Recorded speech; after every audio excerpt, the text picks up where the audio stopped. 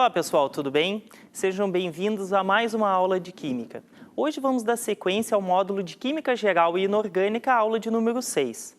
Na última aula, na aula de número 5, nós trabalhamos a estrutura das substâncias, como elas interagem umas com as outras e o quanto isso vai influenciar nas propriedades físicas e químicas dessas substâncias. Agora, nós vamos organizar essas substâncias em classes, conforme elas têm as suas propriedades mais semelhantes. Tranquilo? Vamos lá, então? Então, o que é uma função química? É justamente essas classes. Então, corresponde a um conjunto de substâncias que apresentam propriedades químicas semelhantes. E nós vamos separar em funções orgânicas e inorgânicas. A principal diferença é que as orgânicas, apresentam como átomo central o átomo de carbono. É obrigatório? Não. Tanto que as inorgânicas nós também teremos átomos de carbono presente. Mas mais adiante, quando a gente entrar nas funções orgânicas, no módulo de química orgânica, nós vamos tratar novamente desse assunto. Tranquilo? Então vamos lá, pode passar. Então aqui estão as classes, as funções orgânicas e as inorgânicas. Nós trabalharemos as inorgânicas agora, ácidos, bases, sais e óxidos. São apenas 4. Lá no módulo de química orgânica nós trabalharemos todas essas funções aqui. Pode passar. Como é que se deu essa separação? Nós temos basicamente 3 teorias que a gente trabalha, como a teoria de Arrhenius, a teoria de Bronsted-Lowry e a teoria de Lewis. Por enquanto, nós trabalharemos apenas com a teoria de Arrhenius, mas ela já vai dar uma base bem interessante do que seria uma diferenciação entre cada uma das funções. Tranquilo? O que ele fez? Nessa teoria, ele desenvolveu um teste para testar a condutividade das diferentes substâncias. Então, utilizando um gerador de eletricidade, ele colocou uma lâmpada e aí ele cortava o circuito e colocava na solução. Se essa solução tivesse a capacidade de conduzir a eletricidade, a lâmpada acendia. Nesse caso, a gente chamaria de solução eletrolítica por ter eletrólitos presentes. O que são eletrólitos? São partículas carregadas com a capacidade de conduzir a eletricidade. Ou então, no caso aqui da sacarose, o que acontece? Ela não tem a capacidade de conduzir a eletricidade, é uma solução não eletrolítica, porque a sacarose não gera eletrólitos. A gente vai fazer um experimento semelhante ao que foi feito por ele, só que agora com um condutivímetro. Vamos lá? O que é esse experimento? Então, aqui eu tenho um condutivímetro, Quando eu encosto os 2 polos, eu fecho o circuito e vai acender a lâmpada. Estão vendo aqui, Vai acender a lâmpada, Então, quando eu tiver uma solução que conduz a eletricidade, a lâmpada acende. Bom, o que a gente vai fazer? Um teste. Primeiro, eu vou colocar água. A água, geralmente a gente diz, não, mas a água não conduz a água conduz eletricidade, porque eu sei que se cair um fio na água e eu encostar, eu vou tomar um choque. Por que a água vai conduzir naquele caso? Porque a água não é pura. Nesse caso aqui, eu vou testar e não acendeu a lâmpada. Consegue enxergar ali? Não acendeu. Se eu encostar, acende. Se eu colocar aqui, não acende. Ou seja, a água ela não tem a capacidade de conduzir a eletricidade porque ela não tem eletrólitos presentes. O que eu posso fazer? Eu posso adicionar um eletrólito. Por exemplo, vou pegar aqui sal de cozinha, vou colocar um pouquinho de sal de cozinha,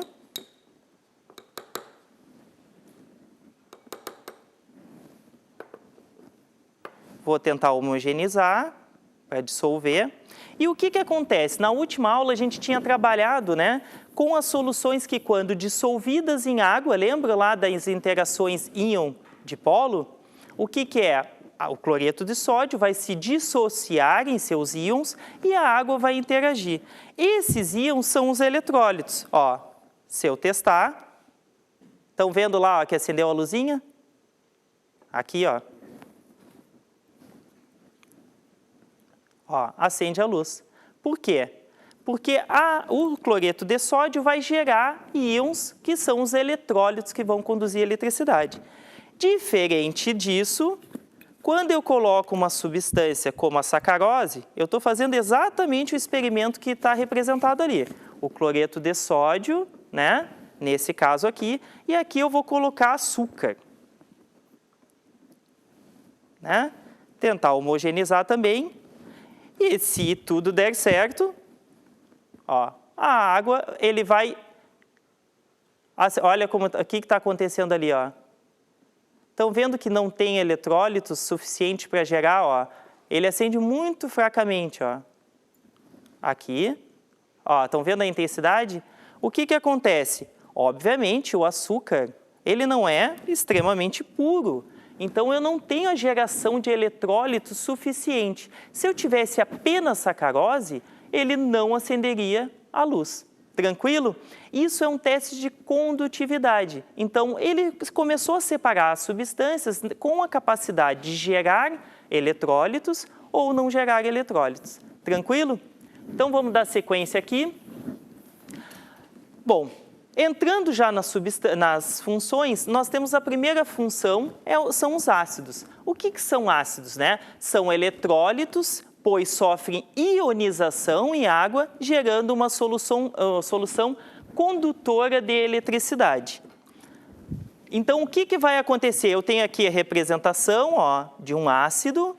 Quando eu dissolvo esse ácido em água, né, vai ocorrer a ionização.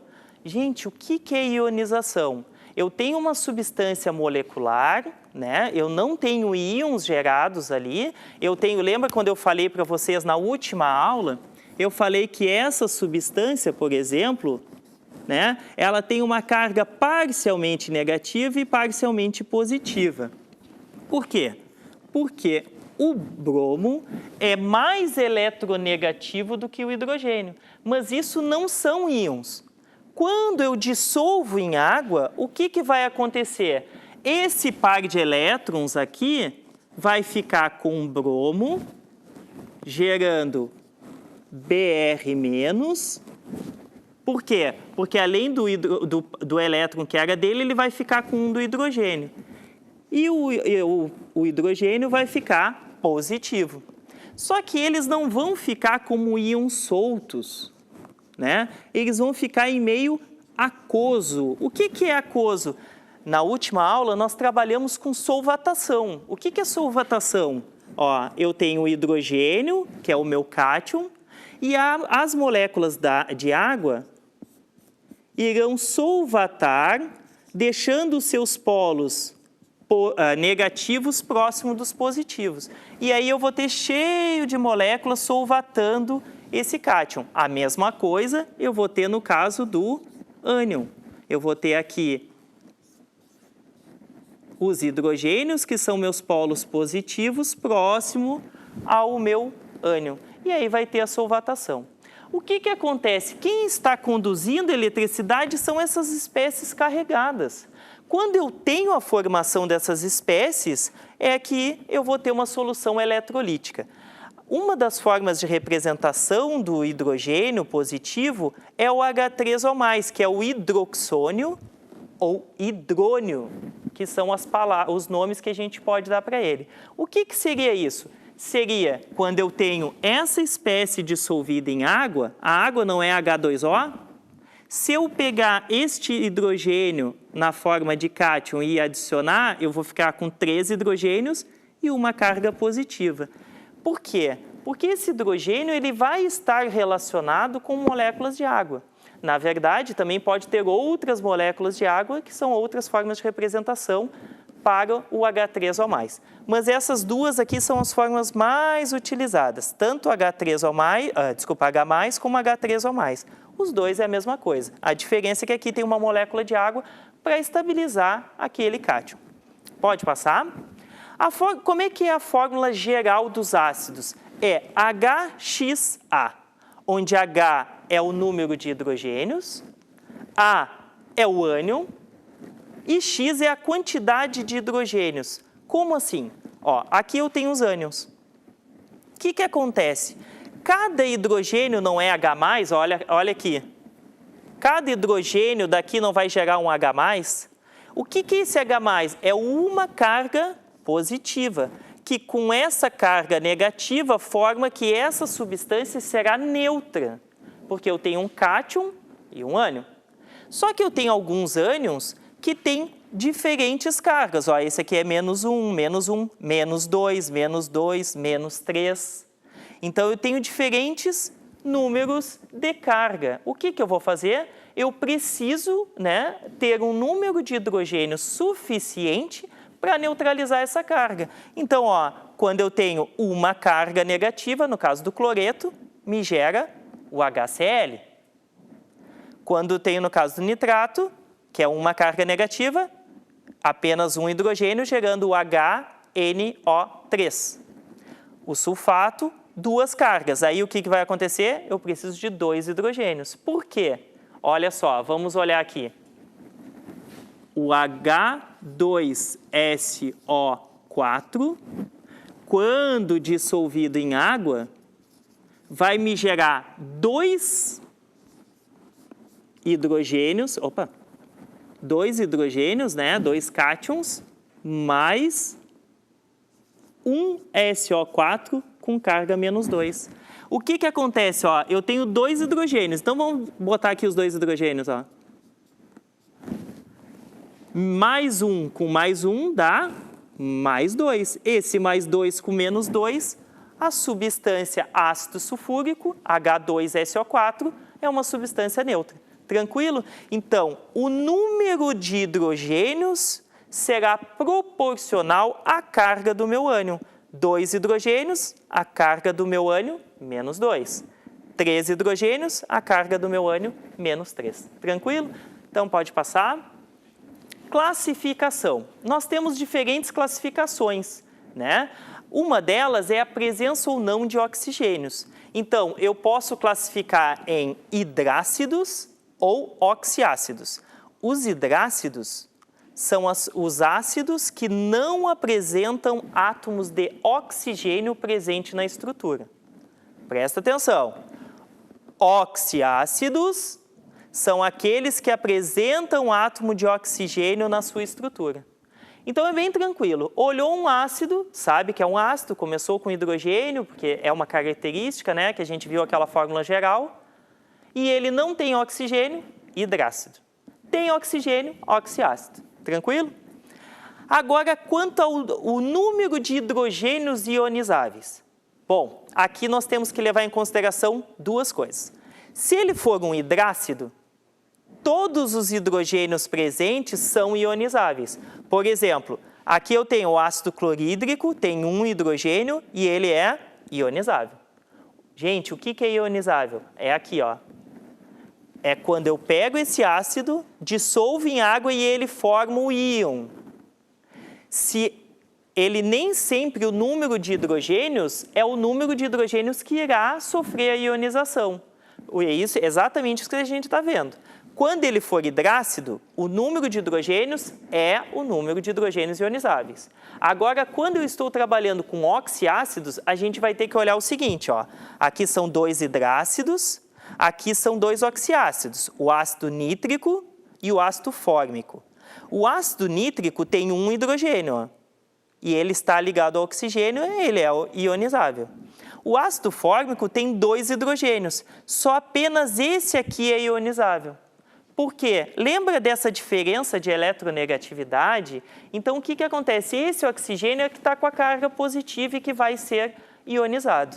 Aqui é a mesma coisa, o ácido fosforoso, ó, tem 2 hidrogênios ionizáveis e um que não é, porque apenas esses aqui estão ligados ao oxigênio.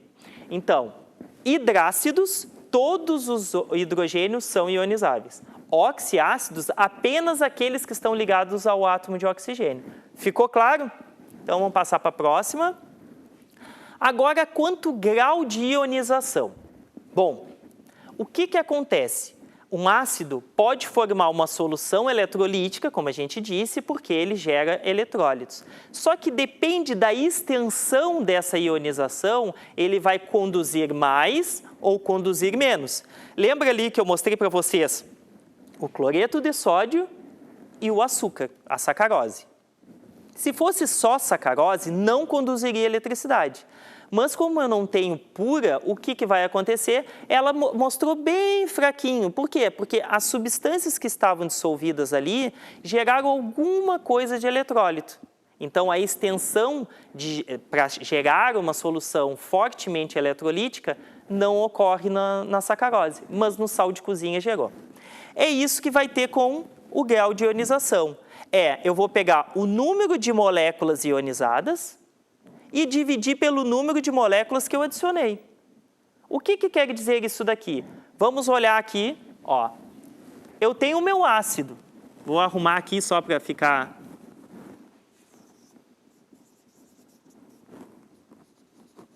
Eu tenho o meu ácido. Vamos dizer que eu botei 100 moléculas de ácido sulfúrico. E o que é o grau de ionização? É saber se todas essas moléculas vão me gerar 100 ânions sulfato. Ou seja, se eu botar 100 aqui, tem que me gerar 100 ânions sulfato e 200 desse aqui. Ah, professor, por quê? Porque cada molécula dessa gera 2 hidrogênios. Se eu tenho 100, vai me gerar 200. Sulfato, o ânion aqui, né?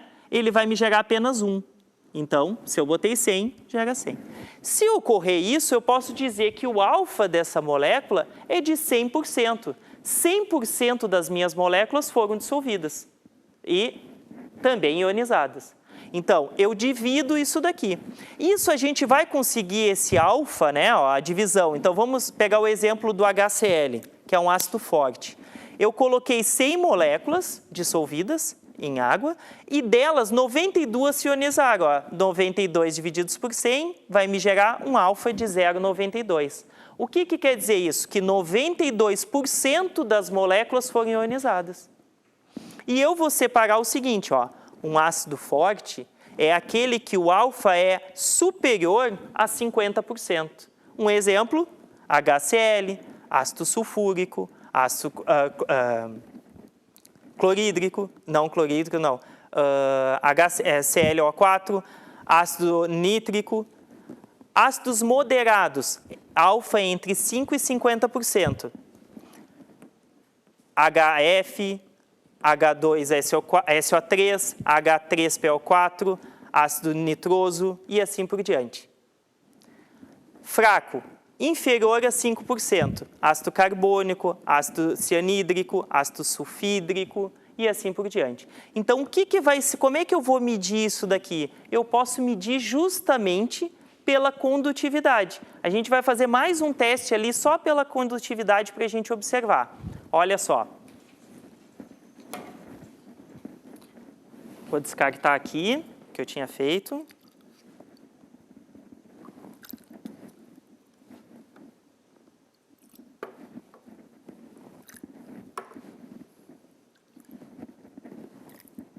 Só para não ficar muito... Ó, eu vou colocar aqui vinagre, que é o ácido acético, tá? Vou colocar aqui. O que acontece? O ácido acético é um ácido fraco. Como é que eu sei que ele é um ácido fraco? Que o alfa dele é baixo. E aqui eu vou botar o ácido sulfúrico, tá? Vou deixar aqui do ladinho para a gente ver quem é quem. E eu vou testar a condutividade, ó. Tá acendendo, né? Olha a intensidade da cor, porque agora a gente vai trabalhar com a intensidade, tá? Aqui eu estou encostando um polo no outro para testar. Ó, o ácido sulfúrico, estão vendo que está bem forte? Ele é um ácido forte, está lá, ó. Agora, se eu testar aqui, olha a intensidade. Ele já é mais fraco. Então, obviamente, que aqui a gente está trabalhando com um sistema qualitativo, né? A gente pode utilizar um equipamento que vai me dar, inclusive, os valores dessa condutividade. Ali, a gente só está avaliando a intensidade da cor. A gente conseguiu ver que o ácido sulfúrico é um ácido forte porque a luz acendeu forte. Agora, quando eu estou trabalhando com um ácido mais fraco, né, inferior a 5%, nós teremos, então, uma luz menos intensa. Tranquilo? Vamos passar para a próxima. Nomenclatura dos ácidos. O que é a nomenclatura dos ácidos? Eu vou utilizar a palavra ácido, a raiz do nome do elemento com um sufixo. O que quer dizer isso daqui? Bom, aqui eu tenho a tabela dos ânions, né? Então, ó, hipoclorito, clorito, clorato, perclorato, que são os nomes dele na forma de sal, né? Da forma de ânion. Quando eu utilizar ele para formar um ácido, eu vou fazer o seguinte, ó. Por exemplo, fluoreto termina com eto. Para eu dar nome para o ácido, eu troco eto pelo hídrico. A gente vai fazer exercício sobre isso. O ito, hipoclorito, né? Eu tiro o ito e coloco oso. A mesma coisa para o ato, sulfato, tiro o ato e coloco o ico. Professor, como é isso daqui? Vamos passar para a próxima. Ó, está exatamente aqui o exercício que eu passei para vocês, ó. Este ácido aqui, quando esse ânion, ó, eu vou separar para vocês o ânion aqui, ó, então, HI, quando eu dissolvo em água, vai me gerar H3O+, lembram? Ó, eu posso representar tanto como próton como H3O+, mais o meu ânion. Ó, tá aqui o meu ânion, que é o iodeto. Tá aqui, ó. Iodeto de sódio, é quando ele está na forma de sal, NaI. Tranquilo?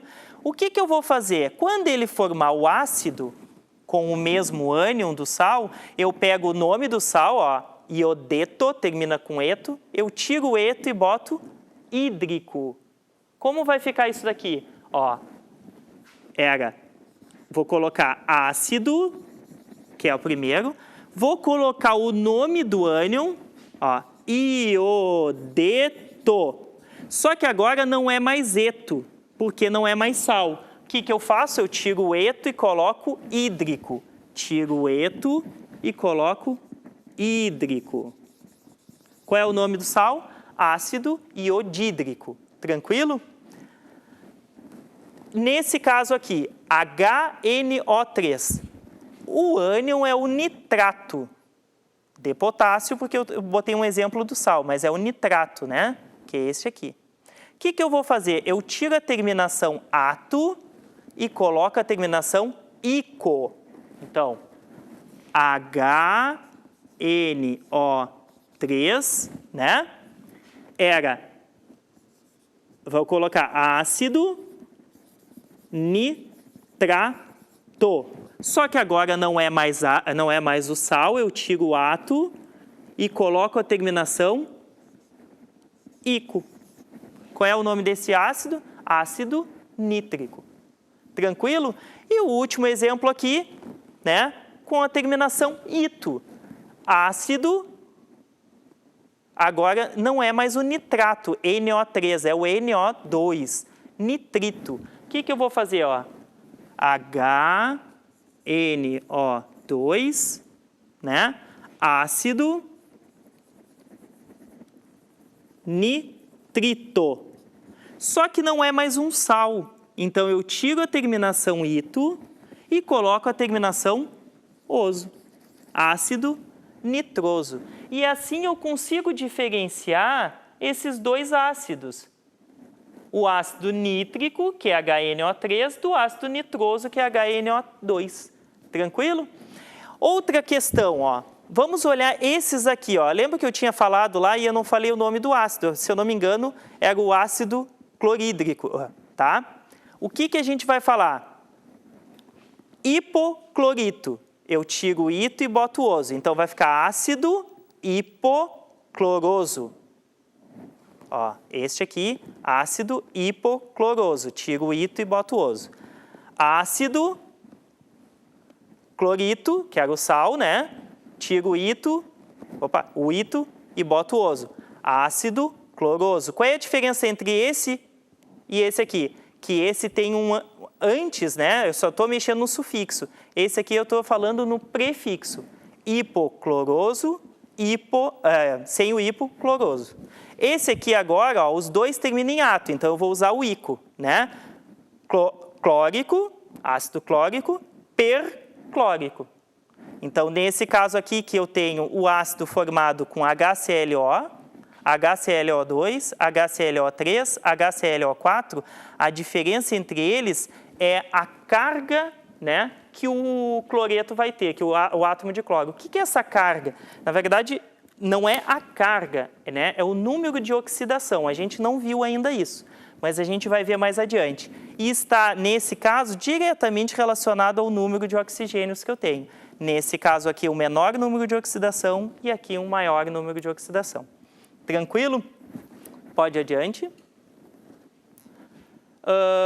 Bases. A gente viu os ácidos e agora a gente vai entrar nas bases. O que são bases? Também são eletrólitos, pois sofrem dissociação. Olha a diferença. No caso dos ácidos, a gente estava falando de ionização. São substâncias moleculares que, quando dissolvidas em água, geram novos íons, né? Porque não existiam íons antes. Nesse caso aqui, são substâncias que sofrem a dissociação. Então, vamos pegar um exemplo aqui, ó, o hidróxido de sódio, tá? Que é uma base, ele é uma substância iônica. Por exemplo, ó, eu tenho sódio, que é um metal, né, que tem baixa energia de ionização, então ele doa facilmente o seu único elétron e libera para o ânion hidróxido, que vai ficar assim. Quando os dois estão unidos, eu posso gerar, eu represento, né, NaOH, porque a carga de um neutraliza do outro. Então, o que acontece? Esses íons já existiam na estrutura cristalina. A diferença é que quando eu dissolver em água, eles vão se separar e vai ocorrer a solvatação. Então, neste caso aqui, não vou estar gerando íons, eu vou estar apenas dissociando, porque eles estavam associados antes. Tranquilo? Então, pela teoria de Arrhenius, bases são substâncias compostas que, em solução aquosa, liberam como único e exclusivo ânion o hidróxido. O que quer dizer isso daqui? A teoria de Arrhenius vai falar tanto para ácidos quanto para bases. Quando for para ácidos, eu vou colocar aqui, tá? Ó, bases. E vou usar o exemplo do hidróxido de sódio. Eu tenho hidróxido de sódio, ele é um sólido, né? É o principal constituinte da soda cáustica. E eu vou colocar aqui, ó, dissolver ele em água. Ele vai me gerar um cátion, que é o sódio, mais um ânion. A teoria de Arrhenius diz que, para ser uma base, ele tem que liberar, quando dissolvido em água, apenas este ânion aqui. O cátion não importa. O ânion tem que ser esse daqui, OH-. Se ele libera esse ânion, ele é uma base de Arrhenius. Agora vamos para ácido. Vamos pegar aqui pode ser H2SO4, tá? Quando eu dissolver o H2SO4 em água, vai me gerar o cátion, 2 cátions desse, porque eu tenho 2 hidrogênios e os dois são ionizáveis, em solução aquosa, mais o meu ânion. Olha só. Agora, a teoria de Arrhenius fala o seguinte, que bases libera como único ânion o OH-, mas o ácido libera como único cátion o H+. Pode ser mais de um, como nesse caso que liberou 2. Então, ânion OH- para Arrhenius é uma base. Cátion H+ para Arrhenius é um ácido. Isso é o que vai diferenciar os dois. Tranquilo? Isso segundo a teoria de Arrhenius, que leva em consideração as substâncias em soluções aquosas. Bom, pode passar. Fórmula geral das bases. Então, a fórmula geral das bases será esse C aqui, que seria o meu cátion, e o OH, né, que é o meu hidróxido. Da mesma forma, né, que o meu ácido, ou seja, o meu cátion vai ter uma carga, pode ser mais 1, mais 2, mais 3, mais 4, enfim, tá? E eu terei o número de hidróxidos suficiente para neutralizar essa carga, né, para me gerar uma espécie neutra. Tranquilo? Como é que eu vou fazer isso daqui? Por exemplo, o sódio tem uma carga positiva, então eu preciso de um OH. O magnésio, lembra que ele tem 2 elétrons na camada de valência e tem tendência a doar aqueles 2? Ele assume uma carga mais 2, porque ele doa aqueles 2 elétrons. Então, ele precisa de 2 hidróxidos. Porque cada hidróxido tem carga menos 1. Se eu tenho 2 hidróxidos, menos 2, com mais 2, essa substância, hidróxido de magnésio, é neutra. E o alumínio mais 3, 3 hidróxidos. Tranquilo? Pode passar. Classificação das bases, né? Quanto ao número de íons hidróxido, o que acontece? Da mesma forma que os ácidos é o número de hidrogênios ionizáveis, tranquilo? Nesse caso, é quanto ao número de hidróxidos. Então, ó, quando eu tenho, por exemplo, um OH, ele é monobase, porque só tem um OH. 2 de base, 3 tribase, tetrabase e assim por diante. Ou seja, é o número de íons OH- que poderão ser gerados. Tranquilo? Bom, quanto à força ou grau de dissociação, da mesma forma que, no caso dos ácidos, as bases podem ser fracas ou fortes. O que vai acontecer? Aqueles, ó, hidróxido de metais do grupo 1 e 2. O que é grupo 1 e 2, gente? Lá na tabela periódica tem os metais alcalinos, da família 1, e alcalinos terrosos. Esses geram bases fortes. Os demais podem gerar ou não. Então, demais hidróxidos, como hidróxido de ferro, hidróxido de cobre e assim por diante. Então, a diferença também será, e pode ser feito o teste também de condutividade elétrica. Pode passar? Nomenclatura. A nomenclatura das bases, ela é mais fácil do que dos ácidos. Por quê? Porque eu só vou colocar a palavra hidróxido de e o nome do cátion. Por exemplo, hidróxido de potássio, hidróxido de magnésio, hidróxido de... Agora tem uma diferenciação. Quando eu estou me referindo a elementos que tenham apenas uma carga, né? Ou seja, ó, se o mesmo metal formar mais de um cátion, o caso do ferro, que ele pode ser mais 2 ou mais 3, lembra lá na aula de distribuição eletrônica, eu trabalhei com vocês o ferro. Eu disse que ele pode doar os 2 elétrons da camada de valência, ou ainda os 2 elétrons da camada de valência mais um de uma camada mais interna, porque ele é o subnível D dele, né? Ele tem um elétron que está emparelhado. Então, ele tira aquele elétron e fica com todos desemparelhados, que energeticamente é mais estável. Tranquilo? Então, quando for esse caso, o que eu tenho que indicar? A carga dele. Olha como é fácil. Vamos pegar aqui o caso do ferro. Ó. Ferro, OH2. E ferro, OH3. Eu sei que a carga do OH é menos 1. Se eu tenho 2 OH, esse lado aqui é menos 2. Se esse lado é menos 2 e a espécie é neutra, esse lado obrigatoriamente tem que ser mais 2. Então, aqui eu tenho ferro com número de oxidação mais 2. Viu que eu falei de novo número de oxidação? A gente vai trabalhar bastante nisso. OH. Cada OH é menos 1, eu tenho 3, então é menos 3, vai dar mais 3. Número de oxidação mais 3. Como é que eu vou diferenciar? Hidróxido de ferro 2, com número romano. Hidróxido de ferro 3. Ou ainda, hidróxido ferroso ou hidróxido férrico, ferroso para o 2, férrico para o 3. Tranquilo? Pode passar. Exercícios de aprendizagem. Olha, esse exercício aqui é bem bom para a gente observar justamente isso. Lá da família 1, eu tenho aqui os metais alcalinos e alcalinos terrosos. Os alcalinos têm carga mais 1, fixo, em geral são fixo.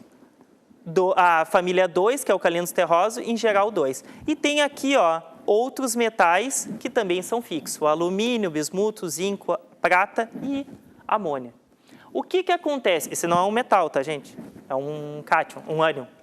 Um cátion, tá certo? O que que vai acontecer? Neste caso aqui, eu não preciso dizer o número. Então, hidróxido de lítio, só, não preciso dizer. Por quê? Porque lítio tem carga fixa. Hidróxido de bário, não preciso dizer, porque o bário está aqui, ó, é fixo. Hidróxido de cobre. Cobre está aqui? Não. Tanto que eu já representei os dois aqui. O que que eu vou fazer? Ó? 1OH menos 1 mais 1. Então, essa carga do cobre é mais 1, então eu vou colocar hidróxido de cobre 1. Menos 2, mais 2. Hidróxido de cobre 2. Tranquilo? Então, isso daqui serve para vocês olharem. Mas lembrando, metais alcalinos e alcalinos terrosos, carga fixa, mais 1 para alcalinos, que é a família 1, mais 2 para a família alcalinos terrosos, que é a família 2, e alumínio, bismuto, zinco, prata e amônio. Tranquilo? Pode passar. E olha só, gente, o que que vai gerar isso daqui?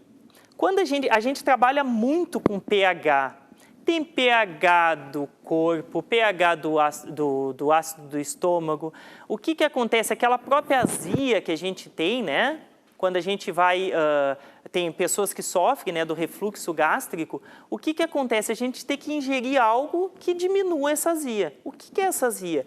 É o ácido que está subindo, né? E gera aquela queimação, né? Porque o nosso esôfago não é preparado para conter esse ácido que o estômago contém. Então, a gente acaba ingerindo algo que diminua essa acidez, tranquilo? Geralmente, aquelas pastilhas de magnésio, enfim, que são bases. E elas vão neutralizar. A gente vai ver essas reações de neutralização na próxima aula, quando a gente falar de sais. Tranquilo? O que que a gente está falando? Está falando de pH. A escala de pH vai de 0 a 14. Professor, só de 0 a 14? Não. Eu posso ter os hiperácidos, que são abaixo de 0, mas a escala de pH que a gente trabalha normalmente é de 0 a 14, tranquilo? O que que vai acontecer? Quanto mais perto de 0 eu tenho uma solução ácida, quanto mais perto de 14 uma solução básica. E quando eu tenho 7, o pH é neutro. Então, quando eu digo, por exemplo, sabonete neutro, sabão neutro, o que que é o sabão neutro? Em geral, a gente vai fazer um teste depois, o sabão, ele é básico, porque ele é gerado, né? O sabão, vamos supor, a gente pega uma gordura, né? E reage com a soda cáustica. As mães de vocês, os avós de vocês, devem ter feito isso em casa. Pega aquela gordura velha, faz uma reação, aquece com hidróxido, forma sabão, forma uma barra de sabão. O que que é isso? Fica um sabão básico, porque tem excesso. O que que eles fazem, então? Eles neutralizam para a gente ter um sabão neutro, que é um pH mais próximo de 7. O que que é essa escala aqui? Existe muito fitas de pH, medidores de pH. A gente vai utilizar uma fita de pH que, dependendo da coloração, a gente vai dizer se o meio é mais ácido ou mais básico, pela diferença da cor. E aqui tem algumas substâncias, olha que interessante. Ácido de bateria, pH entre próximo de 1. Suco de limão, pH 2, né? Ácido cítrico. Vinagre, que a gente utilizou ali para a condução da eletricidade, que é ácido acético, 3, né? Aí vai ter, ó, chuva ácida, que a gente vai trabalhar com chuva ácida quando a gente for falar de óxidos, né? Bicarbonato, água do mar, olha a água do mar que ela é um pH mais básico. Por quê? Por causa do tampão carbonato. A gente vai falar isso lá na aula de equilíbrio. Leite de magnésio, olha o que eu falei. A gente tem a queimação porque tem um pH ácido no esôfago e a gente toma o quê? Leite de magnésio aqui, é básico. E aí ele vai fazer com que o pH venha para o neutro. Amônia e barrilha, né? Então aqui tem as escalas. Vamos fazer um teste ali para a gente olhar. Então olha só aqui, pessoal. Eu deixei até a fita aqui. Aqui eu tenho 2 ácidos. E aqui eu peguei, ó, que eu não trouxe nenhuma base, mas eu peguei um pouco de água com sabão, tá? E aí isso daqui é a fita de pH, ó, olhem aqui. Estão vendo que tem aquela escala de cores, ó, que eu trabalhei ali com vocês? Eu vou pegar a fitinha e vou testar o pH. Ó, elas são fitas de papel, né? Ó, vou pegar aqui no ácido. Olha a coloração que ficou. Consegue enxergar? E se eu pegar aqui, ó, eu posso olhar na escala, né? Esse pH aqui está próximo de 2. pH ácido, né, que a gente tinha falado. Então, vou deixar aqui em cima e vou pegar outra fitinha e vou colocar ali no sabão, que eu acabei de falar para vocês que ele é básico. Ó, vou colocar aqui. Vocês conseguem ver que ficou para o lado do verde, ó, que está aqui próximo de pH em torno de, acho que 8, tá? Então, a gente consegue ver, ó, olha as duas, uma do lado da outra. Isso é um indicador. Porque o que acontece? Obviamente, aqui eu estou trabalhando com soluções diluídas, né? Que a gente não vai trabalhar com solução concentrada. O que é uma solução concentrada? O pH, ele também vai ser proporcional não só à força do ácido, mas à quantidade do ácido que eu tenho. Então, o que acontece? O ácido de bateria, né, é um ácido forte, né? A chuva ácida, né, ela não tem a mesma força. Imagina se chovesse ácido daquela forma. Não, então, depende da concentração que vai alterar o pH. Então, a fita de pH serve muito para isso, para nós testarmos o pH e saber qual é o valor. Ali também é um método qualitativo. Nós temos um equipamento chamado pH-metro e ele vai falar em valores de concentração e a gente consegue relacionar diretamente. Tranquilo? Vamos passar aqui. Então, vamos ver um exercício de 2001. Olha que legal esse exercício aqui. Numa rodovia pavimentada, ocorreu o tombamento de um caminhão que transportava ácido sulfúrico concentrado. Parte de sua carga fluiu para um curso de água não poluído, que deve ter sofrido como consequência de... Aí ele traz ali 4 afirmativas. Primeiro, mortandade de peixes acima do normal no local do derrame de ácido e suas proximidades. Né? Ó, ele quer saber se é correto afirmar. Sim, é correto afirmar, né?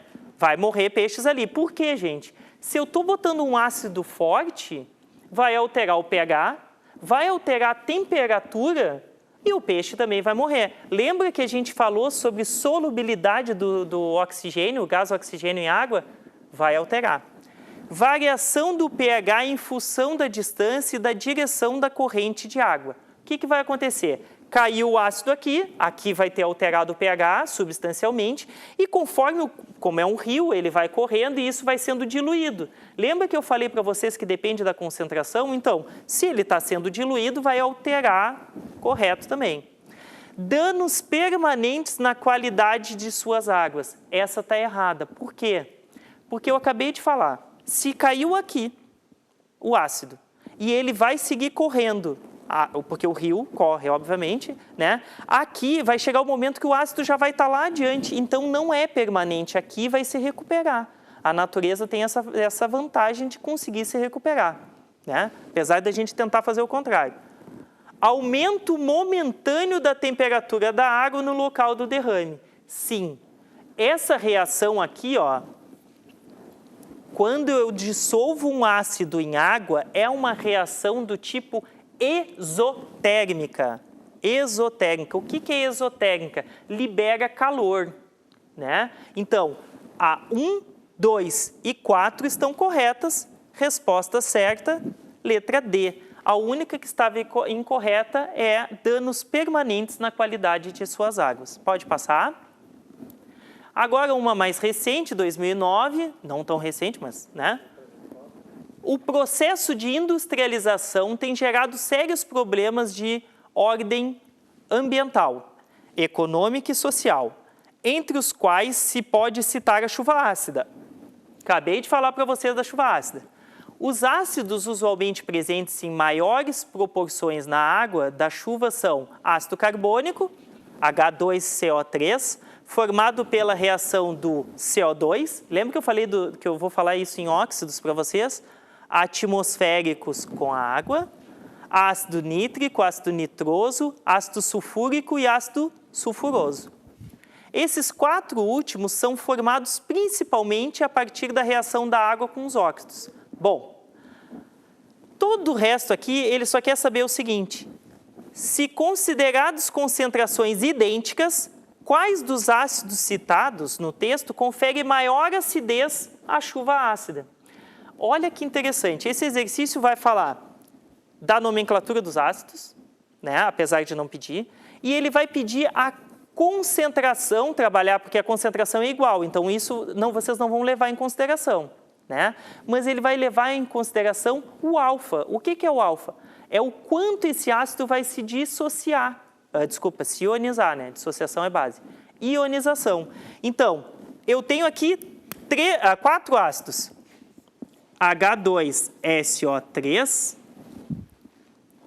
H2SO2, tá? Opa, SO4, o HNO3 e o HNO2.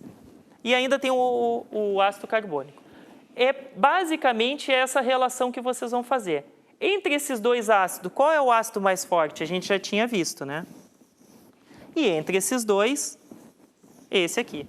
É essa relação que ele vai pedir. Então, qual desses aqui vai influenciar mais? HNO3 ou HNO2? Não. H2SO4 e H2SO3. Também não, porque eu tenho um fraco, e um moderado e um forte, um moderado e um forte. HSO3 e HNO2. H2SO4 e HNO3. Essa aqui é a certa. Por quê? Porque é o único que eu tenho 2 ácidos fortes. É isso que ele está levando em consideração no exercício. Tranquilo? Vamos ver mais um. Esse eu não vou ler todo, né? Mas basicamente, essa aqui eu não vou fazer, gente, porque ela vai falar do carbonato, que é um sal. Vamos deixar isso aqui para a próxima. Vamos passar mais uma? Aqui. Por que eu não vou falar? Porque na próxima aula a gente vai falar, na aula de número 7, nós vamos falar justamente de sais e óxidos. Então vamos deixar para a próxima. A soda cáustica pode ser usada no desentupimento de encanamentos domésticos, né, que a gente usa bastante. E tem em sua composição o hidróxido de sódio. O que é o hidróxido de sódio, professor? NaOH, hidróxido de sódio. Como é que eu sei que eu não tenho mais grupos hidróxido? Justamente porque o sódio é um alcalino terroso da família 1, carga mais 1. Então, ele só precisa de um OH. Lembra lá da nomenclatura? O que acontece? Ó? A soda normalmente é comercializada na forma sólida, mas que apresenta aspecto derretido quando exposta ao ar por certo período. O que eu disse para vocês? As bases, quando dissolvidas em água, não formam os íons, né? Então, não forma os íons, na verdade, dissocia os íons, né? O que vai acontecer? Ele quer saber por que ocorre esse derretimento, né? Primeiro que a gente tem que lembrar, substâncias iônicas, alto ponto de fusão, então não é. Então, é uma das alternativas, tá? Qual vai ser? Ó, a absorção da umidade presente no ar atmosférico. Ela vai absorvendo essa umidade e vai se dissolvendo e vai derretendo, né? É essa a resposta correta. Tranquilo? Gente, por hoje era só. né? Espero que tenham gostado. Se eu falei alguma coisa mais rápido, retorne o vídeo, assistam novamente, tá? Um bom estudo e até a próxima aula.